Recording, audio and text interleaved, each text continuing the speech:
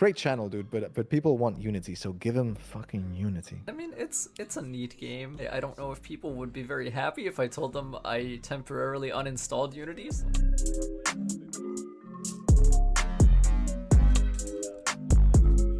So for the two people who might not know who you are, do you want to kind of explain who you are and what you mean to the AC community? Okay, so I'm Leo K.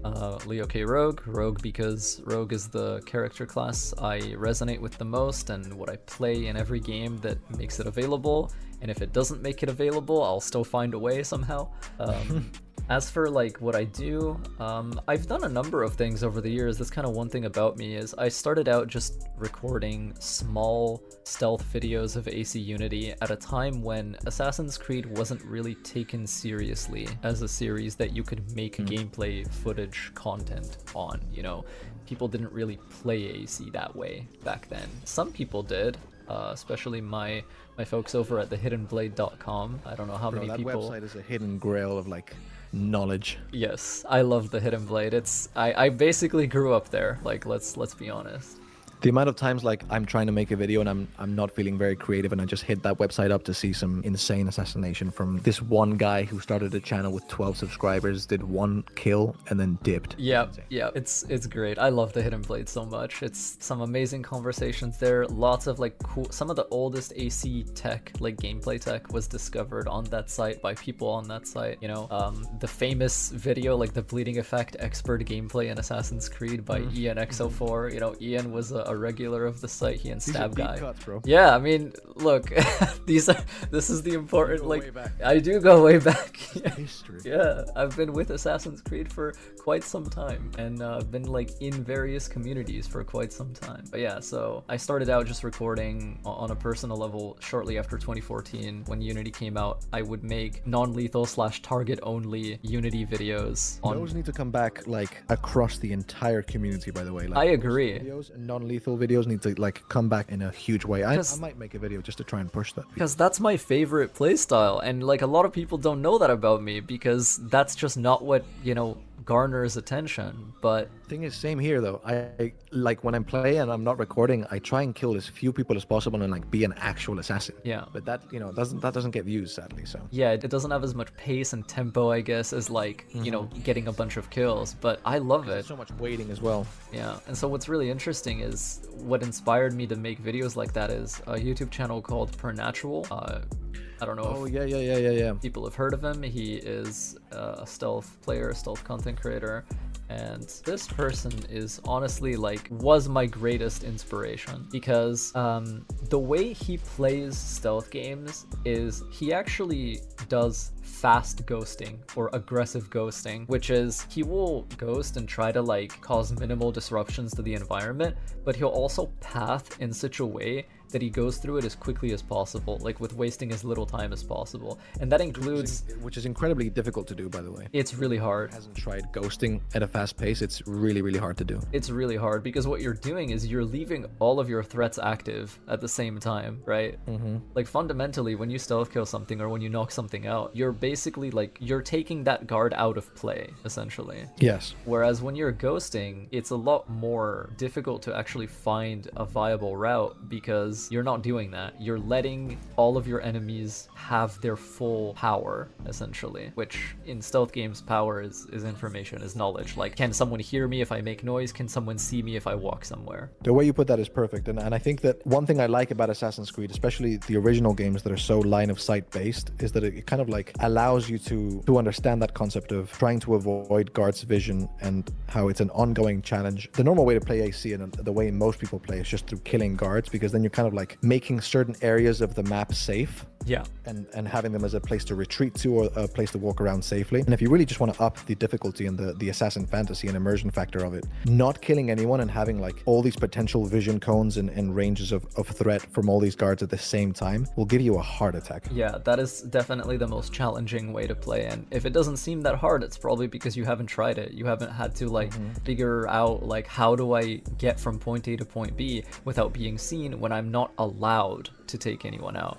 And that's when you really use all your tools. What would you say is the hardest AC game to ghost, which you can realistically ghost? Because I feel like some of them you can't really do it. The hardest AC game to ghost, which you can realistically ghost. Maybe, I don't know if you can realistically ghost AC3, but it might be that one, or Unity, but that's just lying about that one. Lang, yeah, but or Unity, just because Unity is like, there are so many ways that game is like 99% of the time you're completely fine and like everything's normal, and then like suddenly and randomly some guard somewhere's detection meter instantly caps out for like no reason. Yeah, God decides to hate you, and then everyone in a 25-kilometer radius detects you at the same time, and you go from being like an absolute stealth master to, you know, dying. Yeah, so that one, it would probably be that one, yeah. Yes, Unity. Give the people what they want, Leo. People have been wondering, like, what's happening with the AC content. You've kind of come back on it through Mirage, thank God for Mirage. But you stopped for a while in terms of, like, making stealth videos or tutorials. And is that basically because you had, you know, you said everything that you had to say, or was it because you were a bit burnt out on the franchise? So it's a little bit of both. In terms of, I get a lot of requests to do Unity. Like, you would not believe, every once in a while I get a comment where it's like, hey, when are you playing more Unity? And I'm like... And it's like on a Genshin Impact video, and it's like, bro, what? Yeah, literally. And it's funny because, like, I will make Genshin Impact stealth videos. There's, like, a series of side quests in one of the regions in Genshin Impact where you can actually ghost those. It's called A Gentleman... Yeah, you can. It's called A Gentleman Strikes in Broad Daylight. And it's a side quest, like, chain that's sick. where... it's not really a chain, it's just dailies, right? But there's a collection of them, and the goal is to find an item and take it and leave the area. And so if you path correctly, you can actually like steal that item in every single one of those and then never be detected and never get pulled into combat. And I have a video, like A Gentleman Strikes in Broad Daylight, all variants stealth walkthrough. I did make that, and so like occasionally I get people who are like, oh, when are you playing more Unity? And the cheeky answer I sometimes give is, I will play more Unity when Ubisoft makes more Unity. Dude, but yes, Ubisoft needs to understand that there's like a gold mine there if they know how to stick the landing. Yeah. With Unity. Like, it's a formula people want. There's demand for this, and I know so many times like people want to watch a Unity video from Leo K, and they're just hoping the next video you upload is a Unity video, and then you hit him with like a Tetris video, and I'm like, bro, fuck him. I'm a troll. Yeah, I do that. I'll upload like the most random shit. Like I've been getting into Souls-likes lately, like a lot. Yeah, I know. And you've been like just posting the most random shit. Like I just because it's still good content, but it's like the Unity, you know, fans on YouTube. Because if you create Assassin's Creed content on YouTube, you know that you love all the games equally. You probably don't have Unity as number one, but all people want to see is AC Unity. So anytime you make something that's not that, it's like, this is cool, but like, when are you making Unity? Yeah. Wow. And it's like, that's the thing. I've done, like, is there anything on Unity that I haven't done? It goes back to your question where it's like, are you burnt out on it, or do you feel like you've said what you have to say? I think it's more the second one. If there was more for me to do, like, I would do it. I mean, and that's why ACU fixes is kind of fascinating to me, and why I was considering like doing some stuff on it. The only thing I can really think of is all Paris stories, like ACU fixes all Paris stories. That would be cool. It'd be great to just see you make like actual stealth gameplay instead of talking, because I kind of missed when you did the actual stealth gameplays. Yeah, that was kind of like a big part of my sort of time on YouTube. Was for a while I didn't like, commentary was rare for me. I would just upload Stealth Reaper videos where it's like, I'm just gonna, you know, run around and kill a bunch of guards and try to make it look cool. But then people heard your voice and they were like, nah, speak to me. Yeah, basically. I remember at one point you were doing like advice videos and stuff. Like, great channel, dude, but people want Unity, so give them fucking Unity. I know. Yeah, I gotta do something with that at some point. And I mean, it's a neat game. I don't know if people would be very happy if I told them I temporarily uninstalled Unity so I could install Lies of P, which I 100%ed. You know what, dude? Lies of P looks so cool that I don't think anyone would be mad. It got really well reviewed as well. It's an amazing game. You know how... PG. Yeah, I know. You know how I did the thing where it's like, oh, Assassin's Creed, a lot of people don't really know what they're doing with these games, right? Like, they struggle to enjoy them. They think they're clunky and bland. And it's like, what if I make videos where it's like, hey, here's advice on how to enjoy AC games, because they're very knowledge-based, and if you know how to play and you know how not to make mistakes, then people will enjoy the series more. And lo and behold, people enjoyed the series more. So I've been thinking, like... Who would have thunk? I know, it's crazy. So I'm thinking, like, what if I do the same thing with Souls-likes? What if I get into Souls-likes and I'm like, here is how you can enjoy these games more. Here is how they're actually not as hard as you think they are. They're not as hard as anybody says they are. because they're knowledge based. I know you're just like brainstorming this, but if you look at it from like a strategy perspective, you've had some Elden Ring videos do really, really well. That's true. And there's people like me who love AC for the aesthetic and the fantasy of it, and I'm so attracted to Souls-like games because of that design, the aesthetic, the fantasy, like the visual aspect of it. Yeah. But when I play it and I realize that I suck at gaming, I stop playing them. But if I had someone like you kind of be like, okay, this is how you can enjoy it more, these are some strategies that'll make the game easier or more enjoyable, I would 100% go more into Souls-like games or actual Souls games, because I think there's a huge intersection of AC fans and a bunch of other video game fans that would love to play these games just on how amazing they look visually. Yeah, for sure.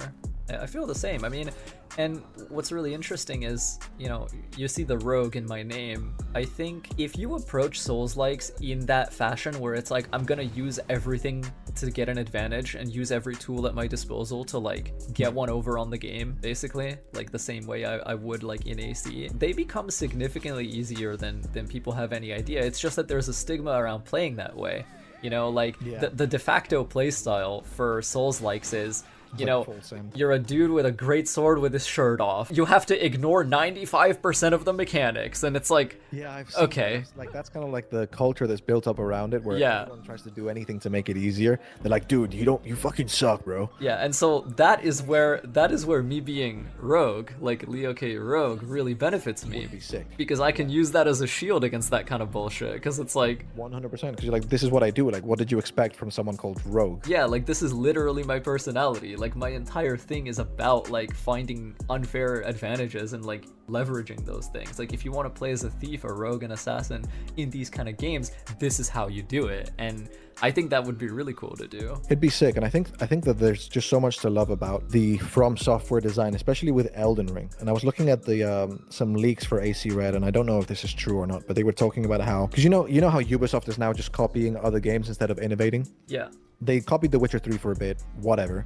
But now they're thinking about, there's leaks that they're thinking about copying Elden Ring for AC Red. And I personally think that the Elden Ring design for Assassin's Creed would work. So I'm curious, like, what you think about that design philosophy for AC. I think it would be really cool. I think the thing is, so many people think of Ubisoft games in such a way that it's just totally incompatible with that kind of design on a mindset level. Like the way Elden Ring works is it barely tells you anything. You open your map and like the way you explore that game is you go to places because they look interesting to you from a distance. Assassin's Creed does not work this way, right?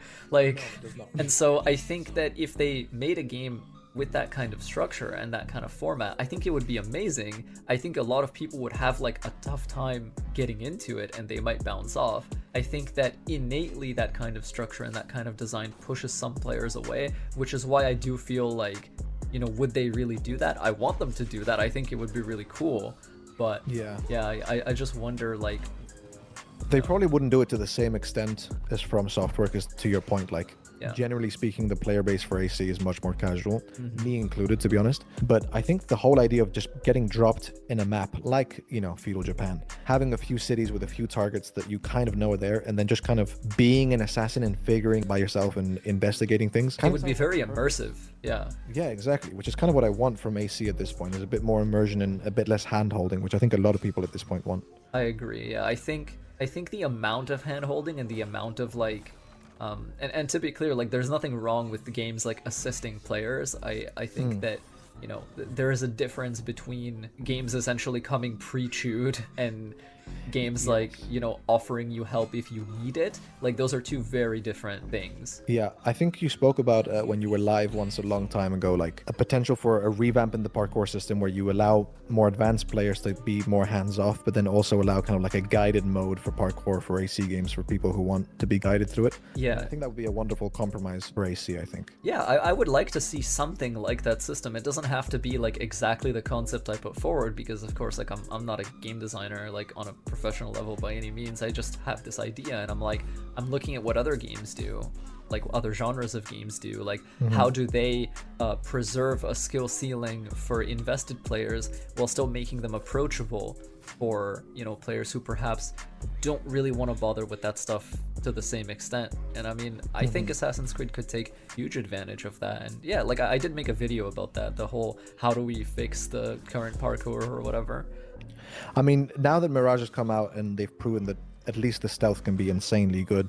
What are the kind of top 3 things that you would fix about the current state of AC without getting too existential? Okay, without getting too existential, the top 3 things I would fix about current AC. The present day storyline, parkour, and the third one is tough. I have to pick one, but like I have a few, so I have to pick one that matters most to me. It would just be immersion. Yeah, like it would be Assassin's Creed letting itself take itself seriously, where, you know, like a lot of the time the games get in their own way and they're less interesting than they could be. Other people would say it's because they're too easy. I don't think that is the right critique. Too reductive. Yeah, it's too reductive. That's not the right critique. It's not that they're too easy, it's that they're too easy in a very specific way. Like they give you the answer too often. Like I want what you want, where it's like, let it be more immersive, let players like find things out on their own a lot more. Yeah, there's a white light video that he made on Assassin's Creed parkour, and I remember there was one quote from the video, if you want to look it up, that I commented, and I think it's one of the top comments. It's such a beautiful way to like synthesize how a lot of us feel about Assassin's Creed. I think if you scroll down, I forget the comment exactly, but it should be right under you. Here, it's us. Yeah. Look at you. Why is this franchise so sickened by its own potential? That perfectly summarizes how I feel about like what AC could be and how it doesn't allow itself to be that. Yeah. And I feel like you might feel the same. I do feel the same, definitely. So I think immersion, I think you and I agree 100% would be a huge factor that could improve on. When you say modern day, what do you mean by that? Because there's a lot of ways people think the modern day could be improved, and they're kind of, you know, mutually exclusive from one another for the most part. Yeah, they are. So the thing I've always felt is I like it when a game is cohesive, and I like it when unless you have a very good reason, the player should never be playing one game and then something changes or you go to another part of the game and suddenly you're playing a completely different game, right? Okay. And so what I mean by that is, if I'm playing a game and it's a third-person stealth action game, right? Yes. If you pull me out of that and then make me play something that is not a third-person stealth action game, then you've committed a sin in my eyes. Ooh, I'm gonna push back on this once you explain it. Yeah, like feel free. And so again, like I did say, unless you have a very good reason, so obviously there is room for fair. Yeah. But what I mean is, I think that this alone tends to really like sour a lot of players, even ones who would otherwise enjoy it on present day. Black Flag is a perfect example of this, because I love the modern day, but I just got pissed off whenever I got pulled out of Black Flag because I didn't want to walk around an office in first person, you know? Yeah, exactly. The story itself is really good. I don't, you know. Yeah, like not something I want to do. On a narrative level and on an experiential level, the present day in Black Flag is amazing. It's one of the, you know, more creative and interesting ones in the series. But the fact of the matter is, like, when a player is playing a game, they're learning and being taught mindsets and techniques, and then when you take them into an environment that makes all of those techniques and mindsets completely invalid, that just feels bad, like on a design level. Like it almost no one is going to like appreciate that unless, again, you have a very good reason for it. Yeah, so I guess that leads me to like the pushback, but I guess we're both going to agree, so I just want to see how you think this game reconciles it, because I know AC1's your favorite game. Yeah.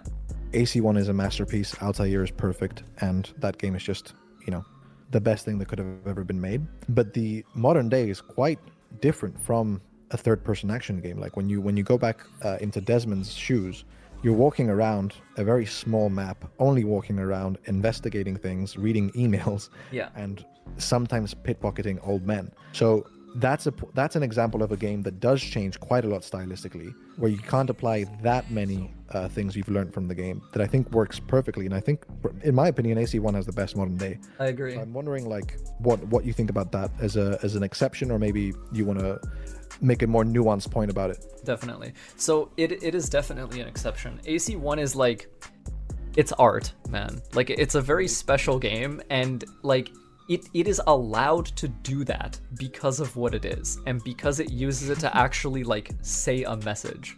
So Yes, it has a good reason, to your point. exactly, that's what I was saying. Like, you better have a very good reason to, and AC1 has a very good reason to. And what that reason is the dichotomy of like freedom and imprisonment. So there's the whole idea of when you're in present day, you feel yourself to be a prisoner, and so losing access to all of those things creates like there's an experiential reason for that. The narrative. Exactly, like there's a reason for that. It enhances the art of the game. Likewise, when you're inside the Animus, you feel free, but the fact of the matter is you're actually less free in the Animus than outside of it, because it's another layer of control the Templars have over you, right? Like you're in the machine, you don't even have access to your real body. Move your muscles, Exactly. And so in that sense, AC1 does something very, very interesting and creative. But compare it to something like Origins, for example, which has nearly the same setup. Layla comes out of the Animus, it's third person, she can barely do anything, but it fell flat on its stupid face. it doesn't work, and you gotta question why, and that's why, because it doesn't actually use it to make any kind of like, poetic statement or anything. Yeah, and I think that's what's most upsetting about the attempts that Ubisoft has made in the modern games to kind of like harken back to the original games, is that they only do it at a superficial level but don't understand why these things are the way they are. Yes. So everyone got excited about a third person modern day protagonist, but if there's no like reason or motivation behind all of that, it's just fan service for the sake of fan service, which deflates so quickly after the initial hype. It does. And it's such a shame, because when you look back to AC1, I don't know if you get this, but whenever I play AC1, even though I know like what the next 76,000 AC games they've released do with the modern day, It feels different. Feel tense. It Yeah. feels different. It feels like this is a different world. There's different things going on, and I want a sequel to AC1 that's not AC2. Yes. That follows that dystopian modern day in like a Yes. different way. Yes. Like so badly. And no matter how many times I play the new games, I play AC1, I'm like, oh my god, what's this like? This is a sci-fi game with like a historical like action adventure. There's nothing like it. It's just perfect, and I still feel that intrigue and tension and suspense, as if I'm gonna get a sequel that I never got, you know? Yeah, 100%. I feel the same. That is exactly what I feel, and I think that, going back to what I was saying, like, generally speaking, it's good practice to like not make the player experience something like too different unless you have a very good reason to. By the same measure, once you do take the player out and you put them into, let's say, third person stealth action sequences, those should also have a purpose, and those should also have a reason. Yes. And I think 100%. and I know a lot of people don't like AC3's present day, but I think that even those missions, something as simple as them, like, there is a reason for them to exist as they do. I love the modern day, I'll be honest. I know people are upset about Desmond dying, spoiler alert, but I thought the actual missions, especially the skyscraper mission, are really cool. Yeah. I'm not mad at them at all, and I think that I would have loved... I mean, I wasn't an AC fan until AC3, so I didn't get the hype and the hopes that a lot of people did to then feel disappointed, but I would have enjoyed like more of an open world modern day in AC3 as a kind of like a culmination, because there would have been a point at that point, because especially the original idea was that Desmond was going to learn from Altair, Ezio, and then Connor, and then kind of like become the ultimate assassin and display all of those skills in the modern day. So I think AC3 would have been the perfect game narratively to kind of let loose on the gameplay and build a semi-open modern day world where you can run around. It's funny, like, people had all these ideas like before AC3 came out, where it's like, oh, it's gonna have a present day open world, and instead of a horse you're gonna have Desmond's motorcycle, because that's how Abstergo got him, right? Like, motorcycle license fingerprint, right?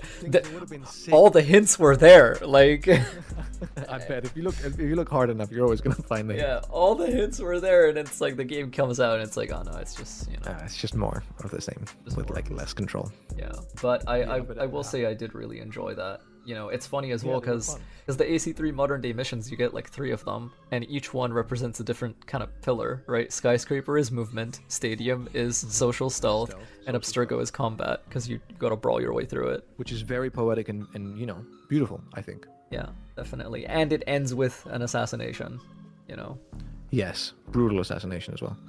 But Yeah, I think in terms of modern day, one thing that has got me excited, or at least cautiously optimistic, is the idea of going to the future. Because Yes. first of all, AC1 was set in the future at the time. Exactly. Not that much in the future, but still in the future. Yeah. And and it might be a great opportunity to kind of go back to that style of modern day that we want in AC1 and AC Red. So I think that would be insane if they did that, or at least I don't know. It seems like an interesting opportunity to refresh the modern day. That's how I feel about it as well. I think like rather than seeing it like a good or bad thing innately, I see it as opportunity. Like it's there is the chance for them to do something great, and I think that having that chance and that freedom to do anything is kind of important, and it's something modern day needs, in my opinion, because you can tell that like they feel constrained by what it is, and they clearly have trouble like coming up with ideas for it. I was fully behind the Basim storyline, to be honest. I know a lot of people found it wacky. I love it. That Basim is kind of like in the modern day, but I thought the modern day on Valhalla was like pure genius from Darby McDevitt. It is genius. Like the way he pulled all the games together in a satisfying way was something that I think only he could have done. Yeah. And I was very satisfied with it, and I really wanted Basim to kind of like be the main. Same, man. That's the one thing I'm gonna feel is like a genuine loss moving forward if they don't do anything with him. Basim, dude. He's sick. Yeah, like before, I was one of the people who finished Valhalla last when it first came out, and so a bunch of my friends in the community were like, Leo, you have to finish the game. There's something you're gonna see that you specifically are going to love. And so when I was like, what could this be, right? And so when I finally finished the game and the camera pulls back and you're playing as Basim, I'm like, I get to play as this guy, like. So cool, dude. And then when they talked about like the potential, what eventually became Mirage, and I was like, are they going to like fully in on Basim? Like that would be perfect because I love this guy. Like make this guy the protagonist of Assassin's Creed for the next like 5 years. Fully be the poster boy for like the next 5 years, and the stakes that Darby McDevitt set up in the modern day, like not knowing if Basim's going to be a good guy or a bad guy, Yes, infiltrate the assassin order, like all that stuff is like that gives me a reason to come back for the modern day that I haven't had since like AC4. Exactly. So yeah, I think it was a perfect setup, but I also respect this move into the future if they stick the landing, which with Ubisoft is kind of a coin toss. It's unclear if they're even doing that because it's like, yeah, I mean these are all leaks, like I'm just chatting shit. Yeah, they're either leaks or they're like data mined info from something that they like deliberately excluded from the final game, and usually when they do that it's for a reason. Yeah, because Slider V2 found it in like the game files of Mirage. Yeah, so it's definitely like, I don't think they would do that on accident unless they either want to tease it or they were going to tease it. So it's interesting to see what they're going to do, and it seems like a pretty substantial leak, I think, for like the future of AC. Yeah, if they do decide to do it. But yeah, like the way I think about it is like, if they didn't include it in the final game, like it's because they didn't want to and because they changed their mind, or maybe it is there for a reason. Who knows? Yeah, it's tough to say. We just have to see how it goes. Yeah, we'll see. I'm cautiously optimistic because Nexus was good as well, so I feel like AC is going in a positive upward trajectory. Yeah.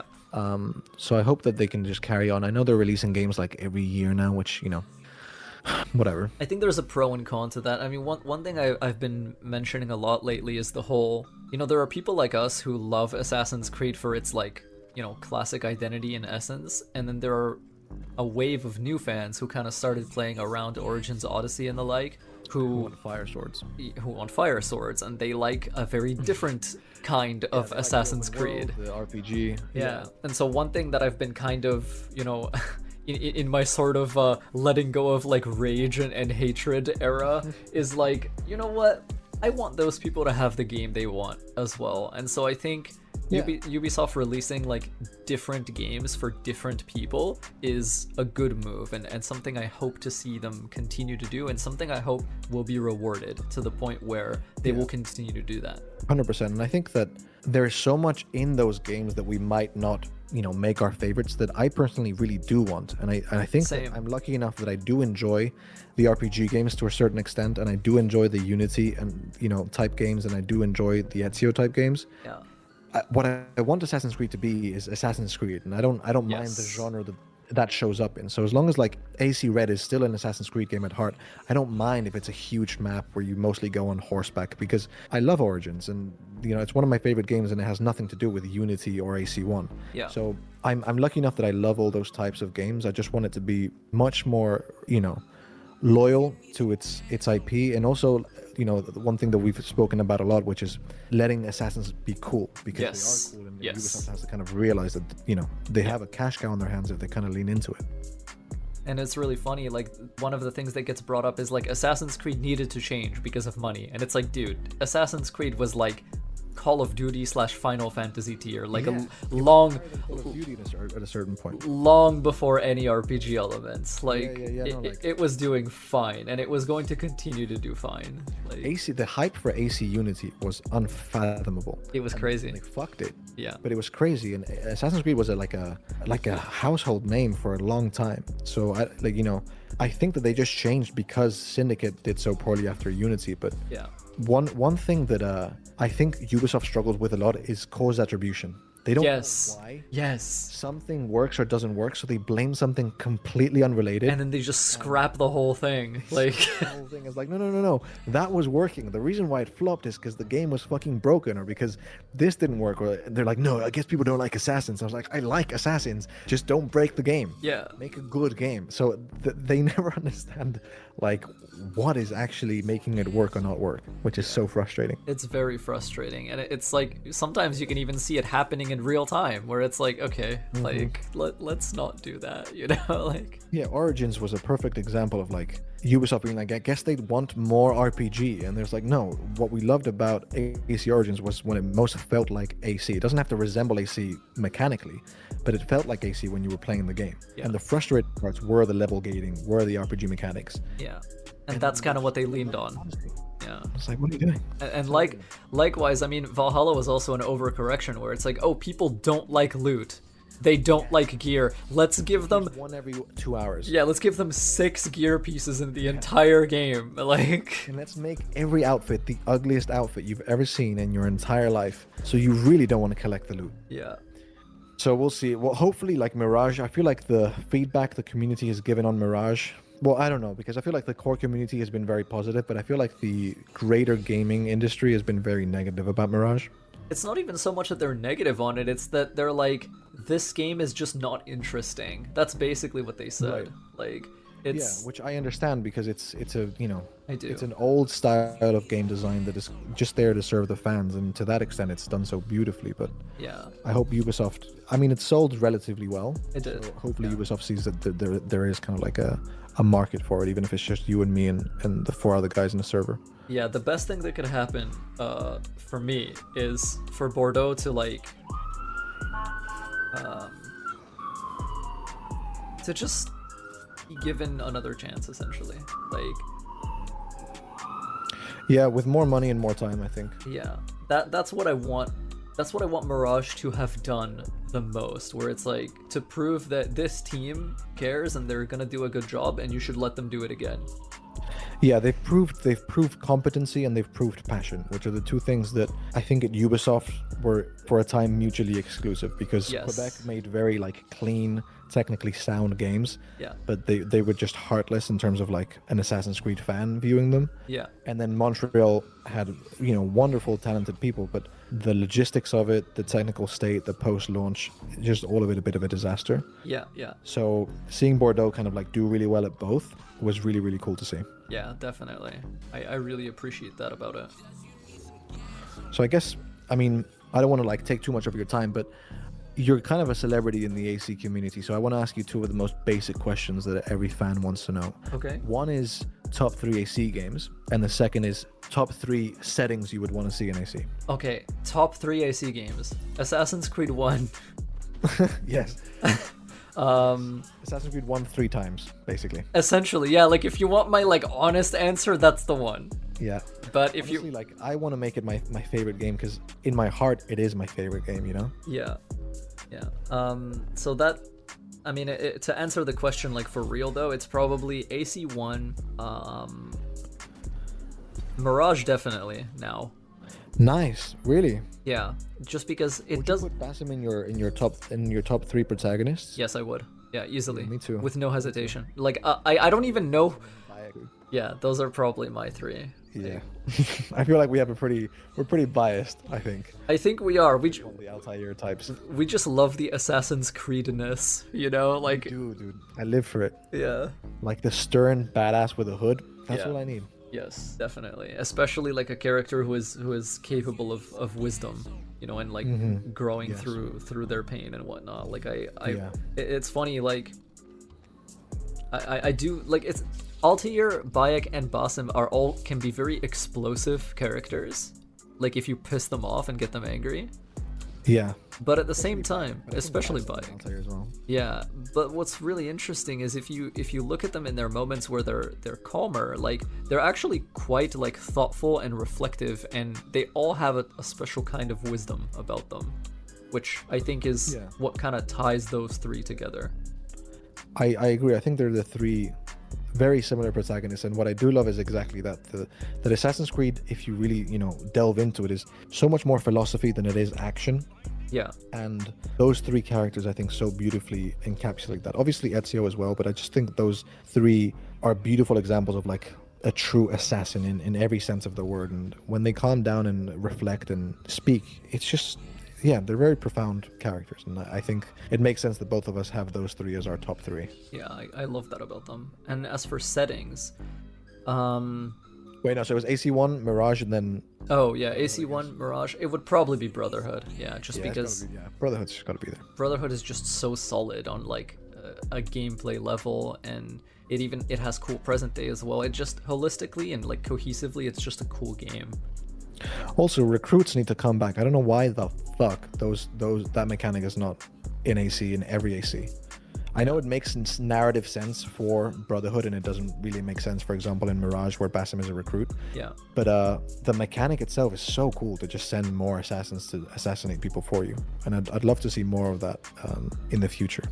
Yeah, same. I think it would be really, really cool. And I think it's been away from the series for such a long time. I wouldn't be surprised if it makes a comeback in some way in one of the upcoming games. What I'm predicting, and I'm pulling this out of my ass, is AC Red, because it's going to have two protagonists, might have a mechanic where you can send the second protagonist to assassinate someone far away. Oh, yeah, maybe. Which could be a cool mechanic to do some 1-2s, or just, a soft recruit mechanic, I think. Yeah, like Ghost Recon style, where it's like, I'm going to mark this guy, and then like we take him out together. Kill him. Yeah, exactly. Which would be sick. That would be interesting, yeah. I would enjoy that. But yeah, no, sorry. So settings, I'm gonna guess the three settings you want to see. Okay, please, yeah. You tell me if I'm right or wrong. Okay. Now, some of these might be controversial, so you might just want to slap me, but I think one of them is World War One. I think a more modern-esque Assassin's Creed, maybe in the Jazz Age, maybe like a Mafia-style AC, Okay. something like that. I think a medieval AC somewhere in some obscure European town, Okay. and then I like maybe you're giving India. Okay, so it's funny. India is one of mine actually. It's not in the top three, but it is one of mine. Okay. Just because I really love those kind of settings. I loved AC1 setting. I loved Mirage's setting. I loved Revelation's setting. I want to see those parts of the world. I want to see. Actually, you know what's funny? Totally unrelated, but just in terms of like color and vibe. Do you know the AC movie where like it's set in Spain? I had a dream about playing a full third-person open-world game set in Spain as Aguilar. Yeah. Dude, I literally just wrote like a whole fucking document for a script about how I want an AC Spain game with Aguilar, bro. Yeah, I would play that. I think that'd be he's such a cool character, and like it would be really sick it's a perfect setting. The Spanish Inquisition is perfect for AC. Yeah, the Templars at the time were brutal as hell. Like yeah, they were. And the assassins were very like zealous, like to the point where they kind of like they either ignored or like did not have access to Altair's teachings, and so like they're very hardcore. Right? Like The lore for that would be insane. Like post Altair, like extremist. Yes. Assassin Brotherhood would be so cool. Yeah, because like one of the things that makes Assassin so fascinating to play as an AC1 is like you're basically playing as a cult, right? Low key, they're out of their fucking minds, bro. Like genuinely, yeah. Like Al Mualim, not even once. God. And everyone's like, "Yo, fucking jump." Yeah, I'll do that. Yeah. Yeah, it's so grounded and so weird, and I love it. How Yeah. you're just playing as a cult. So I would love that. But in terms of like my settings, definitely World War One or something of that nature, because I think one of the things I love about Assassin's Creed that goes under discussed is the light horror elements, where it's like Yes. they can be very disturbing and like scary things, and that's part of the reason why I gravitate toward present day so much, is because the horror and the fear, like it's much more pronounced in present day, and there are touches of it in the first Civilization stuff as well. So I do really love the horror atmosphere of certain, like, parts of the franchise, and I want to see Yeah, they more should of that. definitely lean into that. Yeah, especially like the animus as well, how it like messes with your mind and like hollows you out. Like that is really, really cool. Dude, they need to explore the modern day. Yeah. There's so much to it. And so that, I think World War One, there's a lot of room for, terrifying things like in the shadows, Yeah, I agree. and it's at a time when the world is advanced to the point where we do have some level of technology, right? But it's still not so advanced that, like, it takes care of everything It'd be for stupid you. for an assassin to like run around with a knife. Like, you still want to like suspend your disbelief, and yeah, there's electricity, yeah, there's guns, but you can still have a sword and a hidden blade and do some damage, Yeah, exactly. Another setting I've long wanted is, and again, like the Chronicles games are great and all. I love them. They're some of my favorites, but it would be Russia.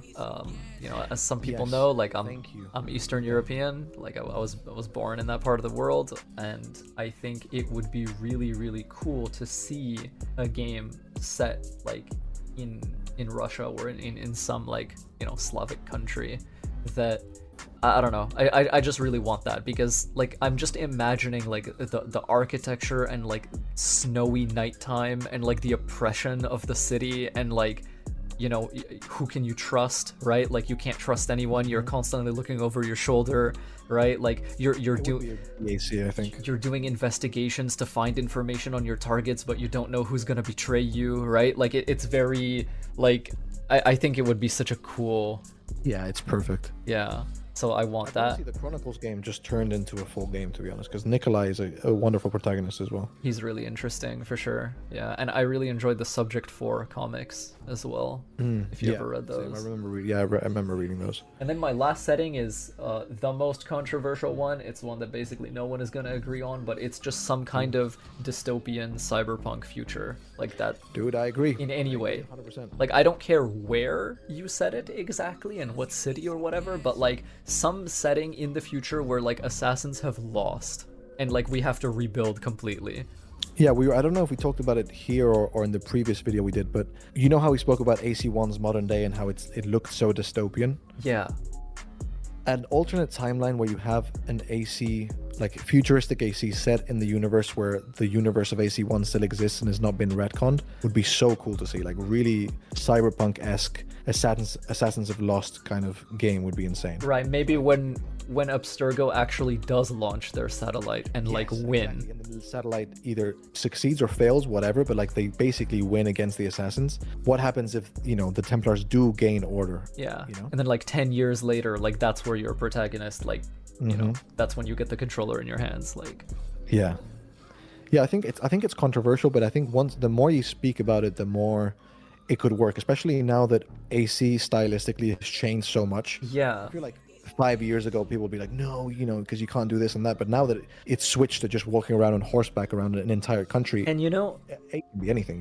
what's really funny about that is you're right, because like it feels almost like a double standard, and it feels very unfair and frustrating to me, because it's like Assassin's Creed like has constrained itself for so long, right, to only be like this one thing, and we were happy with that one thing for the most part, right?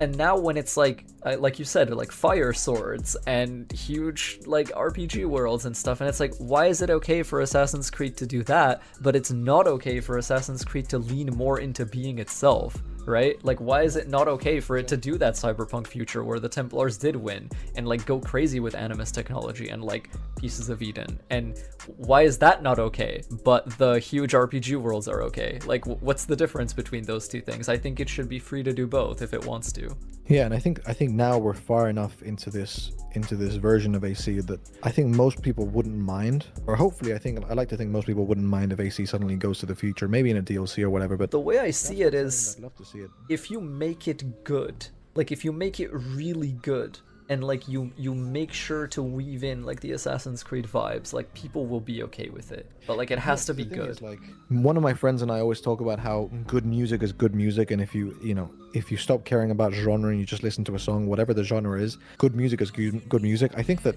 a good game is a good game, and I think if you stay true to the AC identity, whatever game you make, if it's good, people are going to like it for the most part. Obviously, there's going to be people who either don't think it's good or don't care that it's good. But, yeah. You know. And I completely agree with that. And I mean, like, I have these thought experiments with friends occasionally where they're like, would you play an Assassin's Creed game that's an FPS game, like a first-person shooter? And I'm like, yeah, I would. If they made it good and made it feel like Assassin's Creed, I would. Like, you can make it any genre.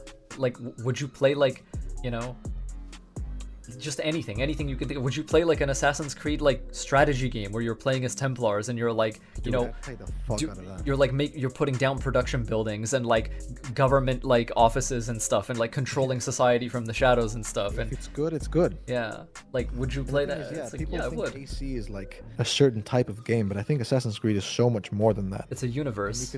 It's a universe, exactly. People fell in love with the universe, which is why when someone makes a good AC game like, Ghost of Tsushima, yes, it's a great AC game and a great game by itself, but it's not in the universe. Scratch that itch because it's not in the AC universe. It doesn't give me that itch that I have from how unique this universe is, especially in the earlier games, but also honestly in Valhalla. The world building is insane. Yeah, it is. That's one thing I like to say. Every AC game has some redeeming quality for me, even the ones that I like less than the others. And for me, for Valhalla, that was the way it narratively pulled together the entire franchise. Like, that was insane. Yeah, I agree. I think those two things are true. I think every AC game has a redeeming quality, and I think that Valhalla's modern day, but also, just the story in general, but the modern day is just absolutely beautiful. And what's painful as an AC fan is knowing that they're not going to do anything with that. Yeah, true. But also, if you took the best thing about every AC game, you would have the perfect AC game. Genuinely. Like, they've got every ingredient, but they just refuse to make the cake. Yeah. And it's annoying. It is annoying. It's very annoying. And it's something that, it goes back to the whole, they misidentify what are the reasons for failure. And then they, instead of like, Ubisoft loves to do this thing where they don't really refine, they just scrap and then reinvent the wheel every time. Yes. And it's so counterproductive. It is hugely counterproductive. Objectively. So, and it's funny, like, when you look, we were talking about Souls-likes earlier, but when you look at From Software, like, there's code in Elden Ring that has existed since Demon Souls, and the reason for that is not laziness.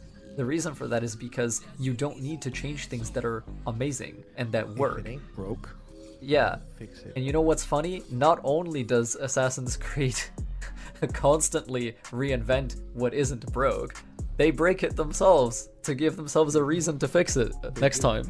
Dude, that's so true.